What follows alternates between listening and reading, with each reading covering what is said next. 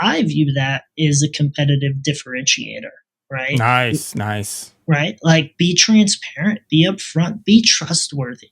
Welcome to Motion Matters, where we shine a light on the entrepreneurial journey, sharing real stories of triumph and challenge. Guided by Jamie Tilka, we connect, inspire, and educate.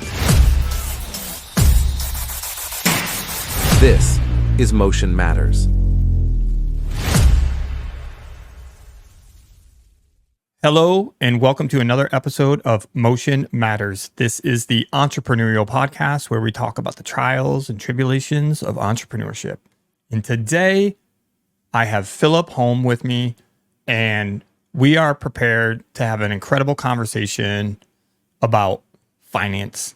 And so, Phillip has served in the military and then launched his own business with financial advising to talk to and help out other people. And so with that, I'd like to welcome Phillip to the show. Phillip, thanks so much, brother. Thanks for having me on, Jamie. I really appreciate it, man. Do me a favor. Let's kick this thing off with you giving everybody a little whirlwind about where you came from, who you are, and how you came into this entrepreneurial journey. Come from a military family. Both grandfathers served. A bunch of my uncles served. So growing up, I was like, I'm going to be a jet fighter pilot because like Top Gun was like the thing. I kept saying that for so long that my mom eventually started giving me like flying lessons, paying for flying lessons once in a while.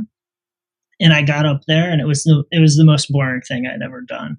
Because when you're up in the air, you've got no points of reference. So even if you're going fly or going fast or doing something fun, your brain doesn't register it that way.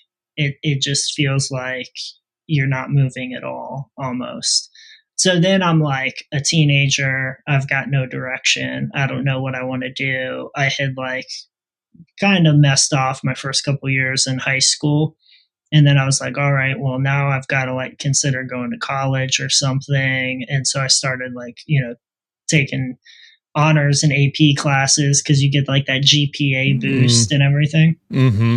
Started getting better grades and things like that. But when the recruiter came around, it was just such an easy yes for me. Like I understood the benefits, the lifestyle a little bit. So I went in, did IT work. I was a signal soldier for people that are familiar with that. Radios, satellite systems, networking, all that stuff. Because it kind of gives away my age a little bit. But we had just gotten our first PC in the house with internet, like when I was in high school. And I was like, well, this isn't going anywhere, right? Like this has some legs, so career wise, when you're like picking, I was like, this seems like I've got something figured out here. And that was all fun, right? And interesting. It was intellectually stimulating for me to learn how all that stuff worked. But I find myself in Iraq like a couple years into my service. It's like 2007. And I have this strange experience that I've never had like the rest of my life, which is I now have more money than I know what to do with. Which is not to say that I had a lot of money. It's just that when you're on deployment, your expenses drop to zero, right? So I'm like a specialist E4 getting paid nothing, but all of a sudden all the money's tax-free, and maybe I'm spending $5 a month on like a green bean coffee or something, Yes. So I'm like on the computer, searching, and this is like pre-Google, I think, but I'm like searching on like Bing or whatever it was, trying to figure out like, what do you do with money? Like, how do you save and invest? And my boss at the time, who was a great mentor, actually paid attention to what I was interested in. He was like, hey, Phil, you should read this book. It's going to teach you like all about like how to, do personal finance things. Of course, what's the book? It's that Rich Dad Poor Dad book by Robert Kiyosaki that like everybody references. Yeah. But it's, if you're coming from I don't want to say nothing because like my parents, you know, like they had very like blue collar jobs and provided for us and everything. But we knew it was very clear like money was a finite resource and you needed to watch your pennies, right? So that book kind of, you know, like really laid out the different mindsets and like Mm-hmm. how to do basic accounting, what's an asset, what's liabilities. Yep. I read the book, I swear, in 24 hours. And I was just like, oh, well, this is so easy and implementable. And so I started implementing things and I was Yep. like, oh, it's working. Like this wasn't just some BS. And so then I was like, well, if I read one book, what if I read another book and another book and another? And it just snowballed, right? And then like now, you know, like I've got, you know, all these books back here that I keep for reference. But, you know, the more you learn, the more you grow, the more you can implement. So I'm doing that over the course of a couple years, and fast forward, now I'm in Afghanistan. I'm on my like Afghanistan deployment, and this is like 2009, 2010. Terrible task force commander. He is like awful, like hands down one of the worst leaders I've ever worked for, inside or outside of the military. Guy like literally threatened my boss to a fist fight in the middle of the deployment, and I'm like, you're supposed to be a commanding officer. Like, grow up, dude. But you know, neither here nor there. But so I was having a miserable time on this deployment. Simultaneously, this is a little after the Great Recession, and the stock market's rebounding. And while I'm having this miserable time on deployment, my stock portfolio is just taken off like a rocket ship. Like, to the extent that as like E5 sergeant, I'm making more money than the task force commander is, right? Because like, you know, all everybody's salary is public knowledge in the military, right? Yep. Like anybody can look that up. And then I have like an aha moment. I was like, I could probably do something professionally here. Like if I'm able to do this myself, certainly there's some job, right? Like, because everybody wants more money, right? Like that seems pretty obvious to me. Yeah. So that over the course of the next few months, I decided, hey, I'm going to let my contract expire, and I'm going to go to school, get a degree in finance, and get a job doing something in finance. Not sure what yet, or at that point, you know. And that was a really hard decision point. I remember waking up in the middle of the night, like basically having a panic attack. And like just going for a run at like 2 a.m. because like the thought in my head was like, what are you doing? Like, what are you doing with your life? You're on a good track here. Like you're doing well. Why would you abandon all this? It was a scary moment, right, in my life. But I stuck with it, transitioned, went to school. School was both good and weird simultaneously. So it was weird because like, all right, I'm in my mid 20s and now I'm back around a bunch of like 18, 19-year-old kids. Mm-hmm. And what I had done in my life up to that point, like I was, one of my friends at the time was like, Phil, you're mature beyond your years and you don't know it yet. And then I got into the college setting and I was like, oh, I see. Like, because even at 18, in the military, like it's put up or shut up. And then growing up in the context of like, hey, money's tight and we need to be mindful of things, it was like you had some level of responsibility not to be wasteful or to maintain the household, like, chores and things like that. Mm-hmm. But it was also good because it was a structured environment. So I went from one structured environment to another, although, very different in many ways. But I started learning, which I love learning, and especially about something I was passionate about. And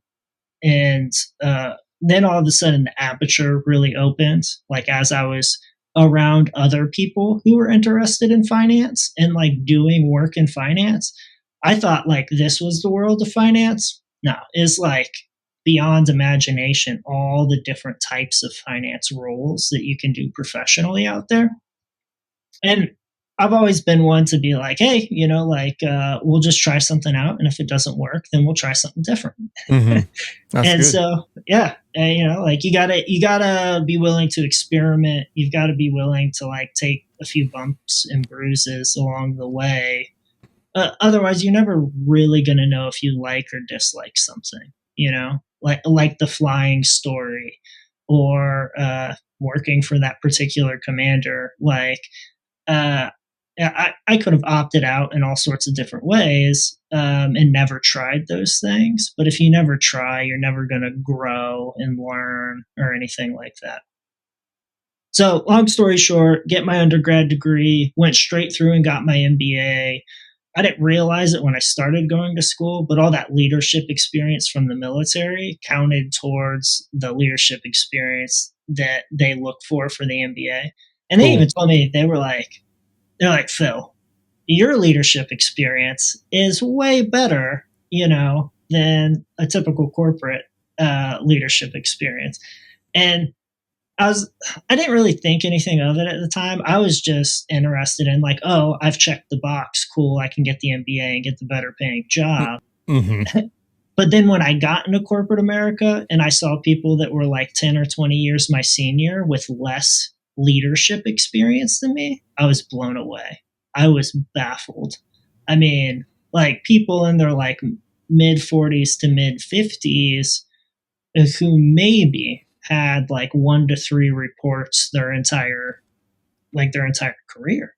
And I was just like, man, you took like a 19-year-old out of like any branch of the service and they've got more experience leading people than you do. Yeah, for sure. So that was wild. But so I got picked up. I did corporate finance for a while. I did sales for a while at some like big companies. And then I finally got to the point where I had made enough money, saved and invested, that I hit this like quote unquote like financial independence number. And that was another hard point for me emotionally, because when you don't have to work to satisfy your expenses, then you start asking yourself, why am I doing this? Like what, what's the greater purpose here? And don't get me wrong, like I had good jobs. They paid well, they were fun, but they didn't satisfy that inner need to like fully express myself. And that's when I started thinking about like, okay, well, in reflecting, what did I most enjoy in my career, and starting to take bits of that and say, okay, well, I really love the military people and the culture.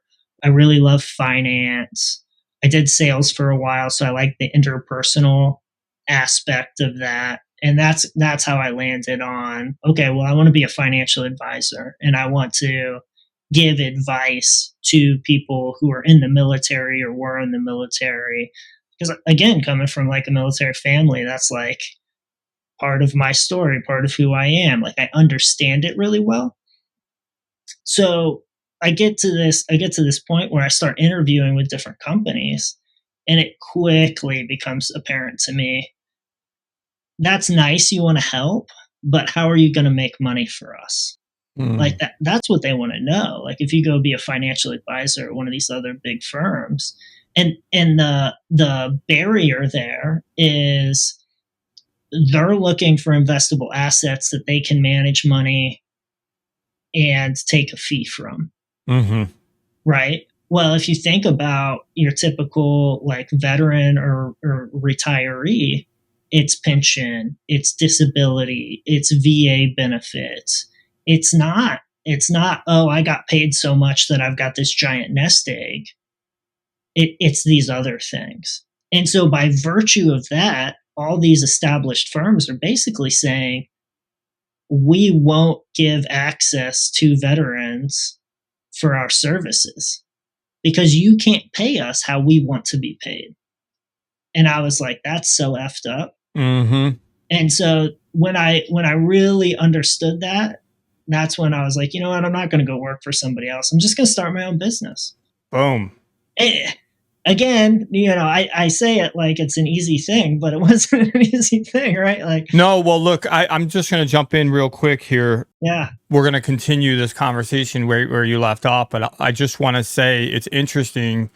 Out of all the people I've interviewed so far, it's interesting, and please, correct me if I'm wrong, but your driving factor in really entering into the entrepreneurial space was the fact that it wasn't serving a purpose that you wanted to serve. Yeah. It wasn't necessarily like, hey, I want to start a t-shirt company because I want to make a bunch of money. I want to, what coffee shop, whatever. It was because you had already figured out what you were interested in. So that's awesome. You're like, I like working with numbers and finances and helping other people. But because they basically castrated you from one of the largest groups of people in which you wanted to help the most, you're like, F it, I'm going to do it myself. Correct? Yeah. Yeah. So I think listening to everything that you've said up to this point, one thing it sounds like you were probably positioned well for was financially you weren't hurting. Yeah. So that made the transition easier, fair to say? Oh, yeah, absolutely. And I mean, there are real barriers to entry when you go to start your own business, right? Like any business I can think of that's not even exclusively service businesses. Like I'm just going to use a barber as an example. You got to buy clippers, you got to have scissors, you got to have a chair, a place, for people to come and get their hair cut most of the time. Everything's got startup costs, everything. Yep. And the biggest startup cost isn't like, oh, what do I need to buy for the business? It's supporting your lifestyle until your business can become profitable, right? And like money goes a long way in solving that problem, right? Like if you have enough cash on standby, it'll give you more runway to get things profitable. And so, yeah, more money doesn't hurt. It definitely doesn't hurt. So let's go a little bit into the actual transition. So well, just for clarification and honestly more out of curiosity than anything. Yeah. Did you actually accept any of those jobs or did you make the decision prior to accept? So you didn't accept any of the jobs. Great. Yeah. So now you come back home, you have your aha moment and you go to the missus and you say, I'm going to start my own business, right? What did it look like building that out? Like, and I'm really curious about a couple things. Time frame, finances, difficulties. Yeah. Yeah. So time frame, it wasn't an immediate thing, right? It took me a while to get from the realization that, okay, I've got enough money to support myself and support our family in the way that me and my wife had agreed on, to then saying, okay, I want to start my own business. But then it's like, how the hell do I do that, right? Because it's a regulated industry, right? So you've got to have your ducks in a row. You've got to get approval from the state or the federal government for them to even let you provide a service, right? Yeah. And so that was a little complicated. And one of the difficulties there is like, okay, well, I got to get registered with the state. I've got to have all this paperwork. And I, to some extent, I outsource that, right? So I'm a member of an organization that helps people who want to start their own financial advisory firms get started. And so effectively, it was like I hired a coach to help me out. Mentorship. Thank you. Yeah. Keep going. Like I got people with a depth of experience doing a thing I had never done before to be like, hey, Phil, this is how you do it. Like, oh, okay, great. Can I pause for you for 1 second to ask you a question? I'm interested. I think I know the answer based on my conversations with you and who I perceive you to be. Is that something that you had to be led into, or did you become self-aware of the requirement and need for coach and mentorship? I knew from a young age that if you wanted to do anything, you needed to read about it. You needed to do your research. I remember sitting in the library as like in elementary school, by myself reading books about like how to do magic tricks because, like I enjoyed magic tricks, right? And so I was from a young age always predisposed to, if you don't know how to do it, you can probably find somebody that does, whether they wrote a book or they've got an organization. There's so many people out there with such a depth of experience. Take the shortcut. Somebody knows how to do that thing that you're thinking of. Like, unless you're like really on the edge of creativity and discovery, everything just inside that edge, literally just inside that edge, you can find an expert on how to do that. So if you look around, like it's, the world is your oyster, right? That's awesome. I'm actually super happy for you because maybe I'm just a little bit, yeah, maybe my view is skewed a little bit because I typically just tackle shit and figure it out because I don't feel like it was until later in my life, like, not too long ago, where I really truly appreciate and understood how much mentorship collapses your time sector. Yeah. And again, I think we talked about this prior to coming on the show. It's about coming from adversity and just being like, I'm going to do it. Yeah. I'm just going to do it.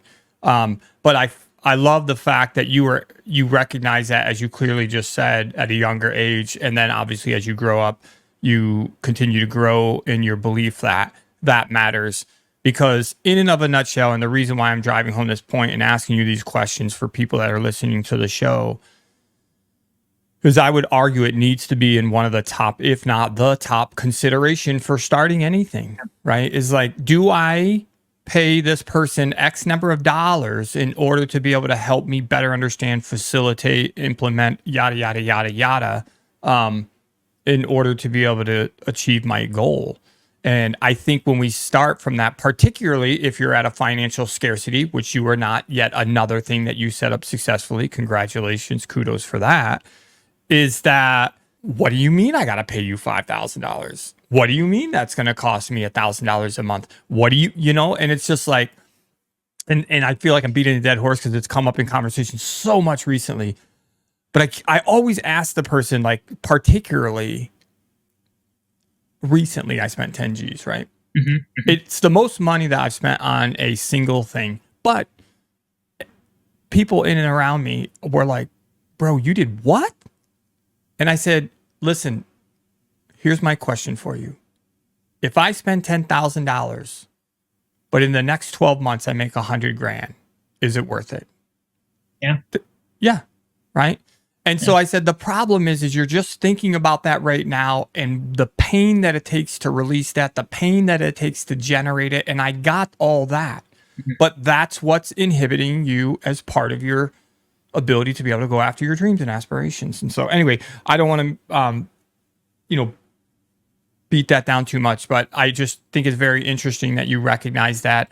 And I think that's kind of what I was going through my head when I'm listening to you. I'm like, man, I wonder if it fills the exception, not the rule, because I would say I haven't met a ton of people that I think realize that on the get-go, pre-launching, versus I'm in the middle of the shit and now I realize I probably should have an accountant or a bookkeeper. You know what I mean? Yeah. No, sometimes I'm slow to pick up the need for it, right? Until there's a pain point. With starting my business and the compliance requirements, the pain point was obvious and clear because you go onto the website and the government's like, here's a list of like 36 things you've never heard of before that you have to have in order. And I was immediately like, oh, okay, where do I go? Yes. Like, okay, noted, right? Like this is an issue. So I don't want to pretend like I'm perfect, but I do want to circle around to one point. Yes, right? please. Anybody that's questioning the value of going to somebody else who's more experienced to get the knowledge they need to do something, I would like to reference the entire idea of education, whether it's formal education, apprenticeships, whatever.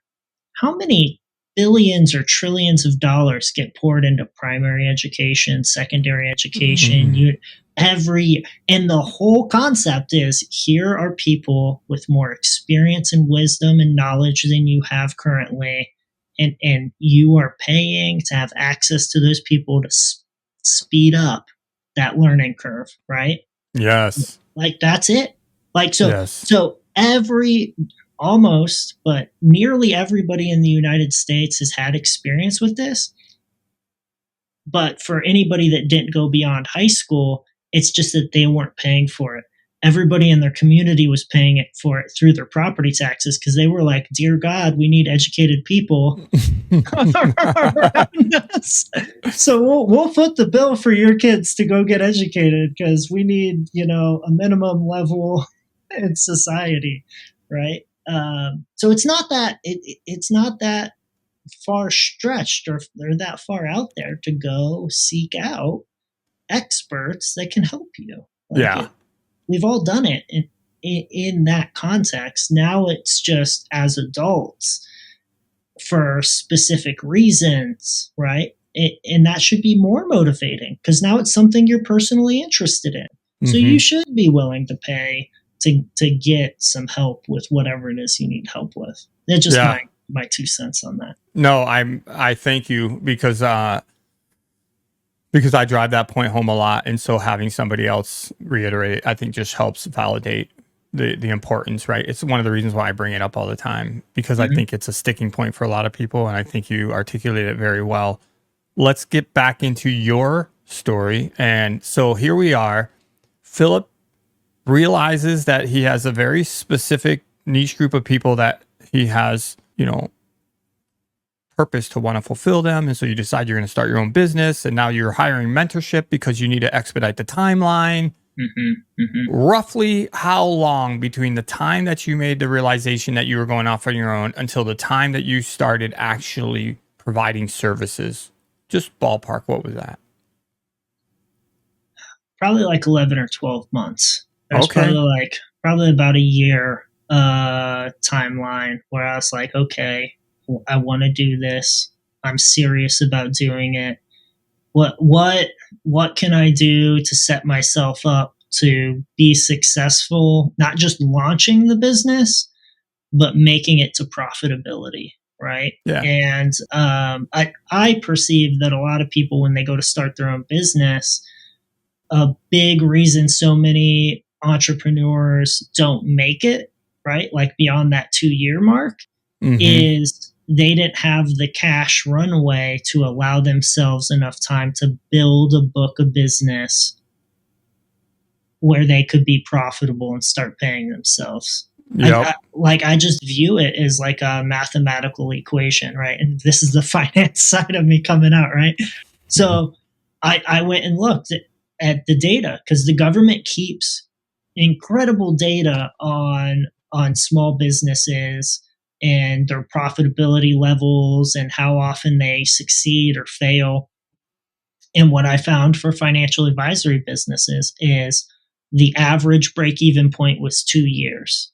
So I said to myself, if I have enough cash on hand to finance my personal consumption and the business consumption for 2 years, then every time I get paid, that runway gets extended. I get paid again, that runway gets extended, right? So I gave myself a 2-year timeline. And when I had that conversation with my wife, I said, listen, if I can't hit break even by 2 years, then that means I'm below average.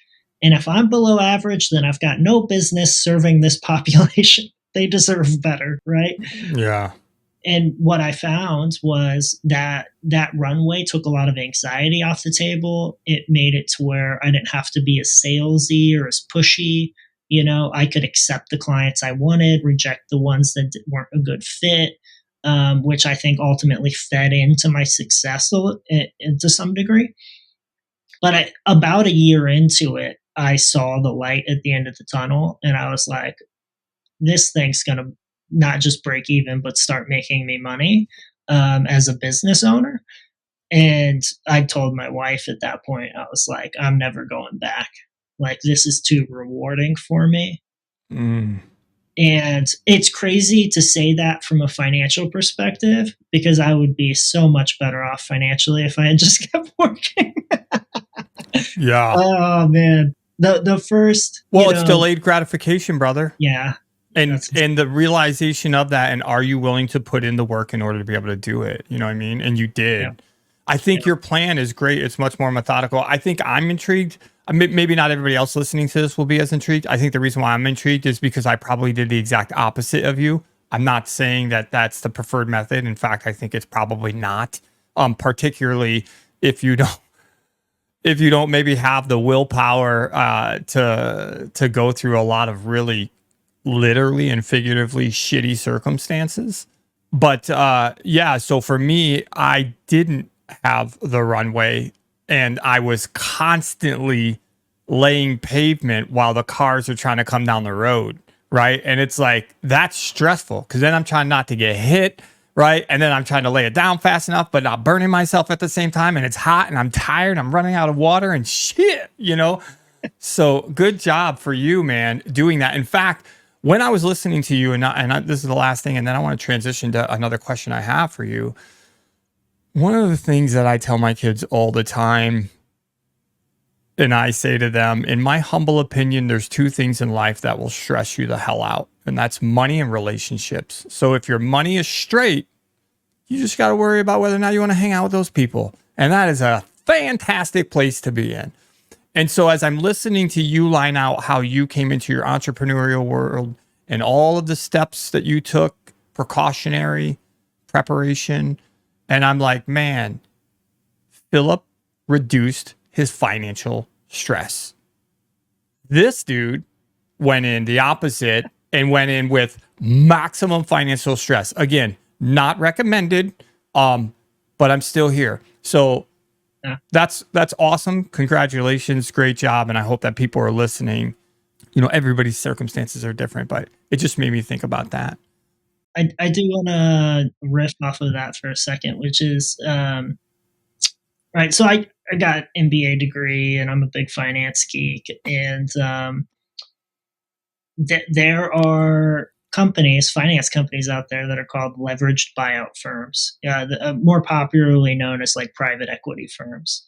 And literally what they do is they take businesses that may have like zero debt and they strap them with debt, right? And it forces management to make tough decisions, right? Basically, they artificially simulate the experience that it sounds like you had because it sharpens the mind, where it's like, oh man, we really do need to improve our margins. We can't be lazy, right? Like we've got to make this happen. And there's two sayings like coming from the finance world that I love and that are humorous. One is you can diversify and not put all your eggs in one basket, or you can focus, put all your eggs in one basket, and watch that basket very closely, right? And then the other saying is, okay, you've got a business, but instead of having an airbag for this business that you're driving around like a car, instead we're going to strap a Bowie knife to the steering wheel. All of a sudden, you're definitely going to be aware of not getting into a car crash. Yeah, for sure.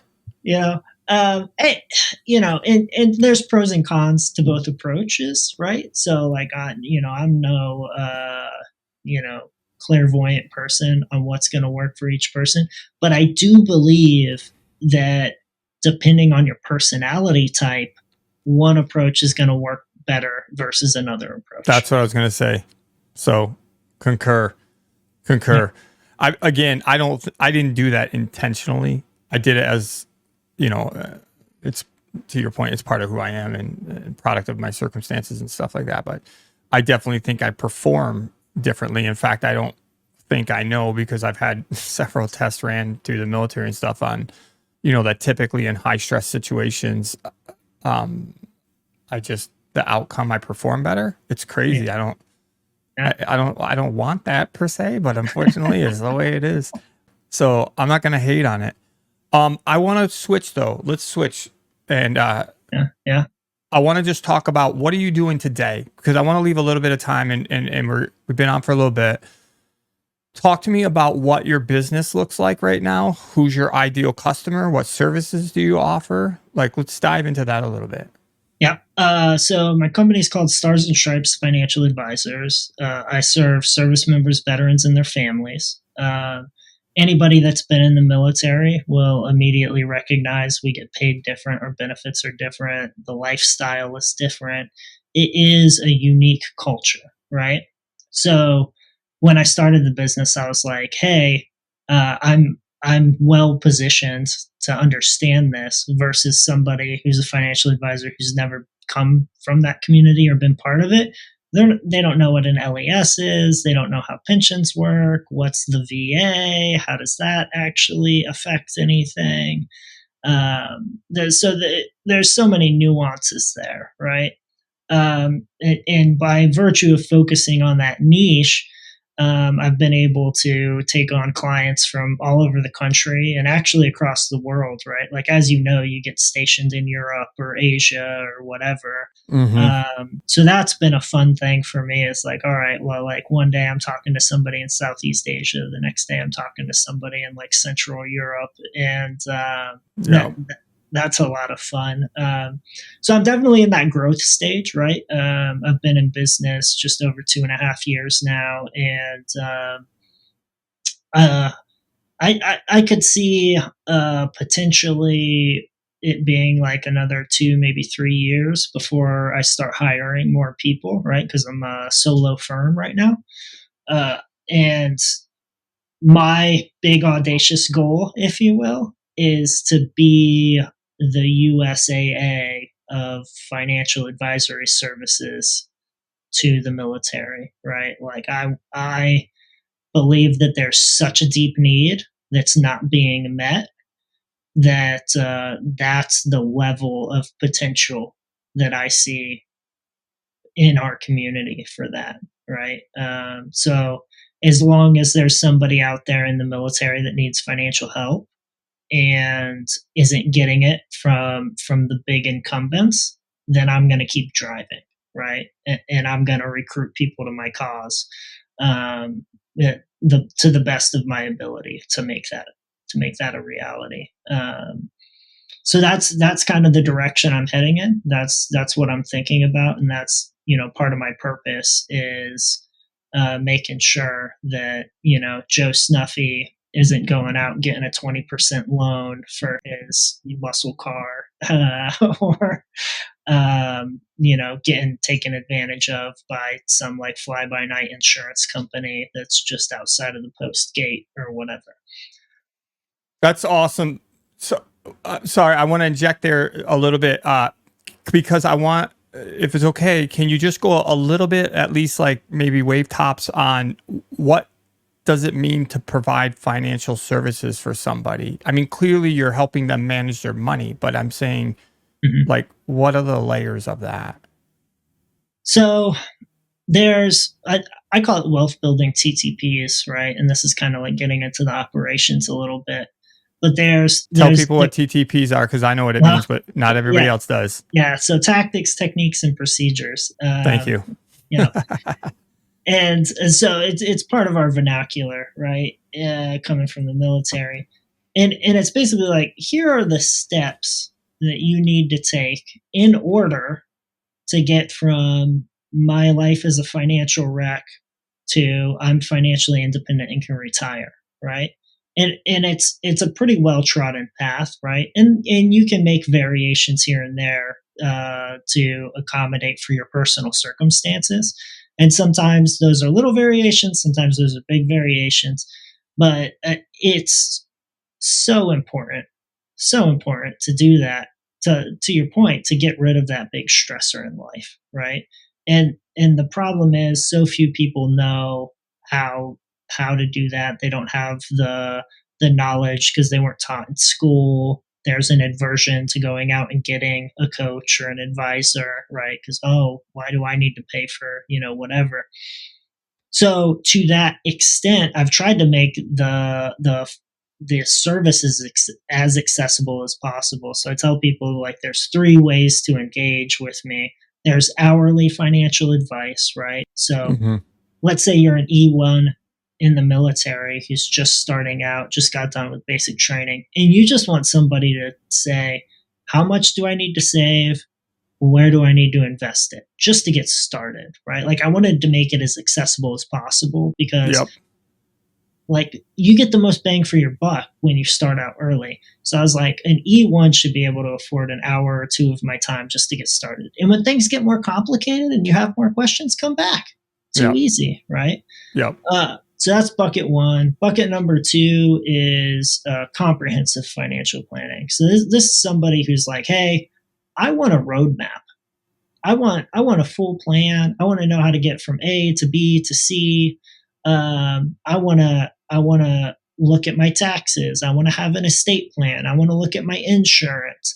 I want to be ready for retirement. Maybe I've got kids and I want to, fund their college education. These are the type of things that somebody would go to me for comprehensive financial planning. If they want like the full, no joke, we're looking at everything type experience. And then the final bucket is what you get from a traditional financial services firm, which is investment management, right? So,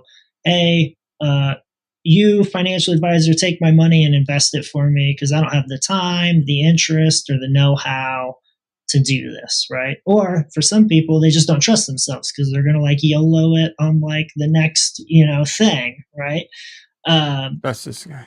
Yeah. The difference there for me is I've made it no minimums. You can contribute as much or as little as you like.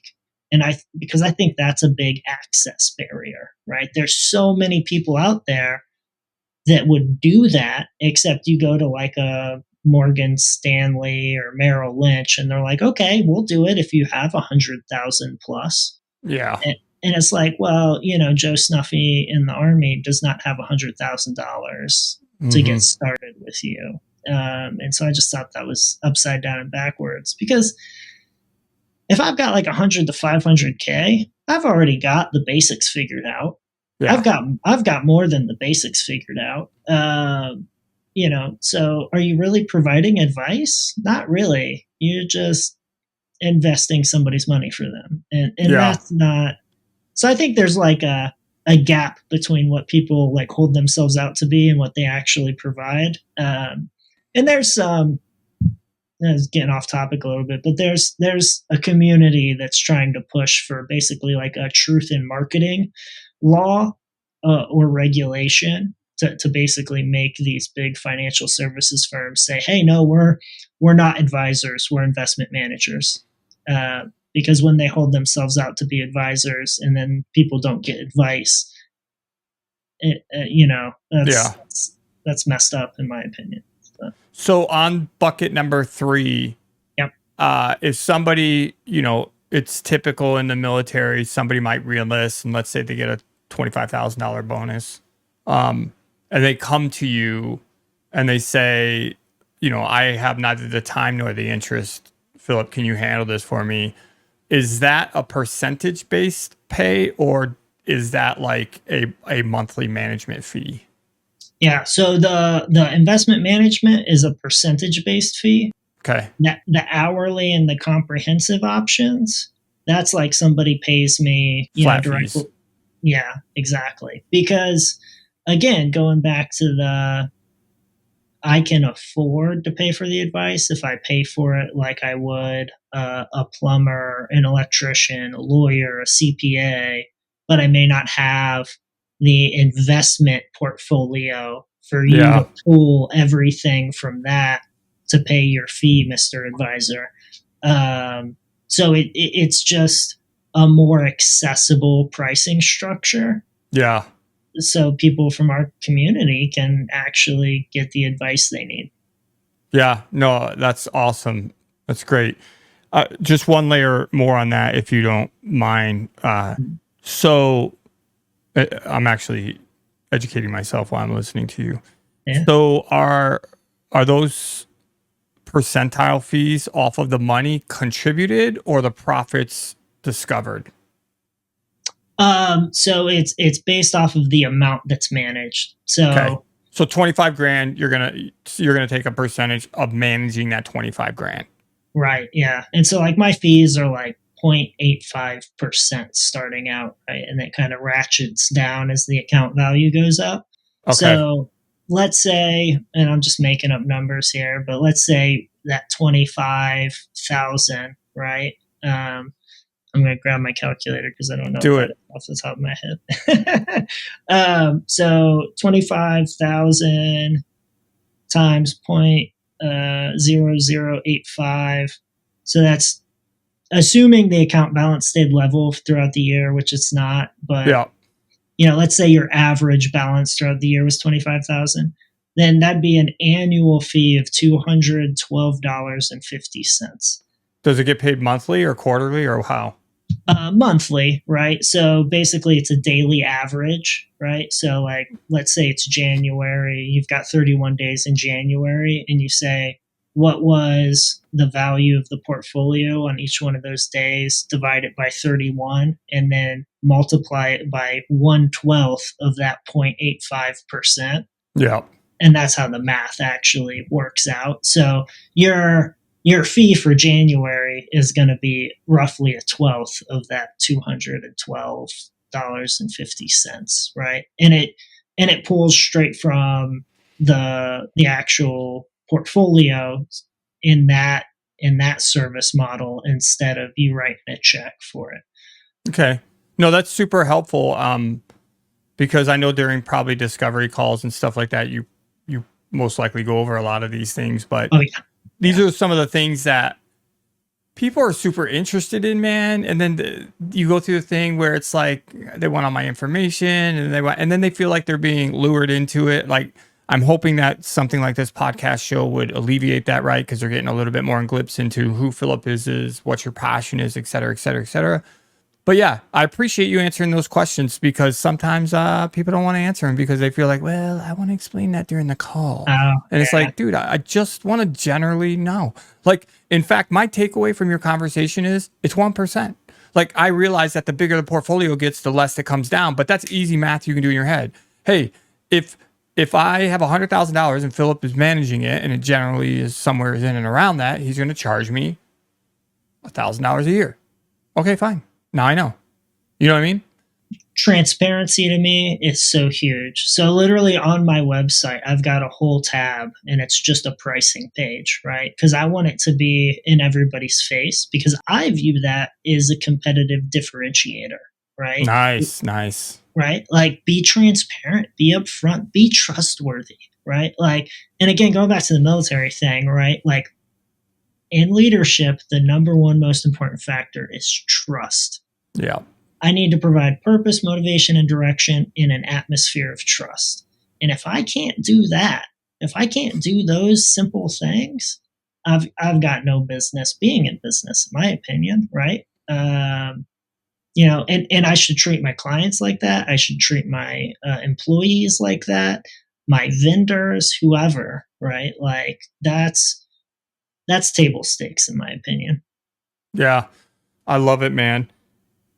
Listen, this has been awesome. It's so cool to hear your journey, but of course, as a previous military person, it's definitely very exciting, and to hear that your passion is to try to help other military people. I'm on a similar journey as we discussed beforehand, more with like, what's your dreams, what's your aspirations, how do we get you there? Yep. I love your mission, and undoubtedly, during me trying to facilitate other people, they're going to need people's services like you that I don't have the expertise nor the time for.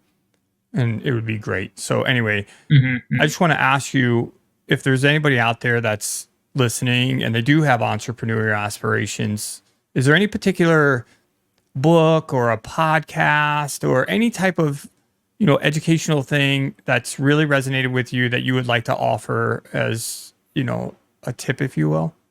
One book comes into my mind. I think it's called The Personal MBA. And it's kind of like Tim Ferriss's, like, 4 Hour Work Week. No, that Titans book that he put out. That's like just giant and massive. Okay. Tools of Titans. That's what Tim Ferriss's one. But this one's called Personal MBA, and I forget the author's name. But it basically teaches you in short form, like footnotes version, most everything you would learn in an MBA program. Wow. And I thought, man, what a tremendous value, right? Like, if you could just get the footnotes about everything you learn in an MBA program, or most everything, right, as a business owner. And I thought that most people going into business would be very well served. And as you hit a problem, reference that chapter, reference that section, right? You're going to get the footnotes there, and it's going to give you a high level understanding, but then you can go deeper on your own somewhere else, right? And one of the biggest things, and maybe I see this because I'm a financial advisor, but one of the biggest things I see with people is they're always like, well, how does accounting work? Like, what is that? What does that do? And there's a tremendous amount of knowledge and information out there if you reach for it. Yeah. You gotta be willing to reach for it. Yeah, 100%. Thank you for sharing that. In fact, I'm going to add that on my list. Excellent. Before we sign off here, Phillip, I know you mentioned the company earlier, but if you could go ahead and just tell everybody again what's your company, and more importantly, how can they get a hold of you? Like, which is your preferred mediums, your forums, social media, emails, et cetera, et cetera.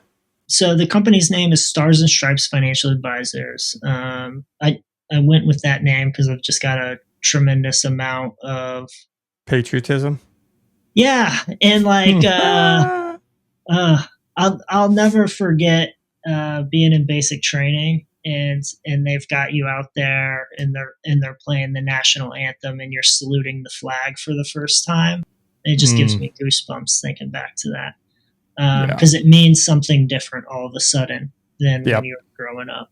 Anyways, so Stars and Stripes Financial Advisors. Best way to get a hold of me, just shoot me an email. You can find my email all over the website. In lieu of that, I'm pretty active on YouTube, LinkedIn, Instagram, Facebook. On some of those things, I've just got like business accounts, but most of them I've got business and personal accounts. So if you want a glimpse into the day in life of Phil and see all the silly memes and stuff that I share, probably Instagram is the best. Don't hate me if I post something you don't like. It's usually meant in jest. Yeah. No, that's great. Well, again, I thank you for taking your time out of your day for being on the show. I always am hopeful that somebody will hear your story. It will resonate with them.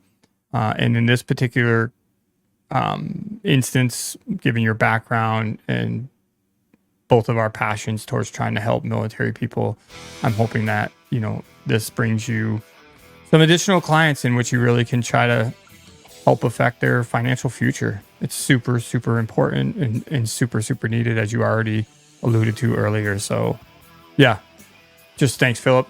And I'll definitely be seeing you around, man. Awesome. Thanks for having me, Jamie. I really appreciate it. All right. Have a great day, bro. You too.